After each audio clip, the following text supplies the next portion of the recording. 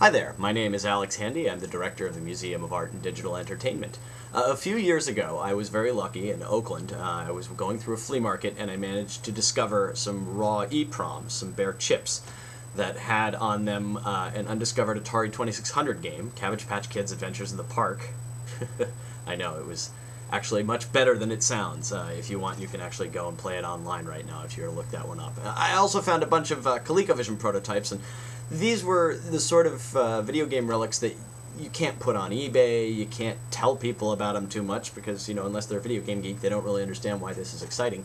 And I sort of wondered, what happens to these things outside of me? 100 years from now, would these still exist? Are they even worth keeping? And I came to the conclusion that yes, they are worth keeping and historically documenting and showing to the public.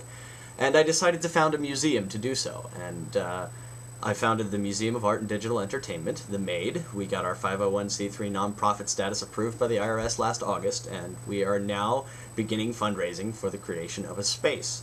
Now, this is a 15-year plan to build a major world-class museum on the order of the Newseum in Washington, D.C. or the SF MoMA. However, we've got to start small. We're not going to build that kind of facility overnight. Rather, we want to raise $25,000 because we think that's about as much as we would need to pay for a space in San Francisco for a year. Now, this would be a small space between 1,000 to 2,000 square feet, probably something like a retail shop, maybe on Market Street, maybe in Oakland. Lord knows where it would be. Wherever we can afford to find the best amount of space that's close to BART, we'll be taking it. Now, once we get this space, we want to fill it up with video game relics from my personal collection and the collections of others involved with the museum. We want these exhibits to show off the concept art that goes into making games, as well as the final product that the concept art went into in playable form. That's one of our core principles, is that everything be playable. But we also want to inform people about the creation process, so we'll be having classes about programming, we'll be having LAN parties, we'll be having community events and artist openings, public events, anything that we can possibly think of to get people energized and into the space.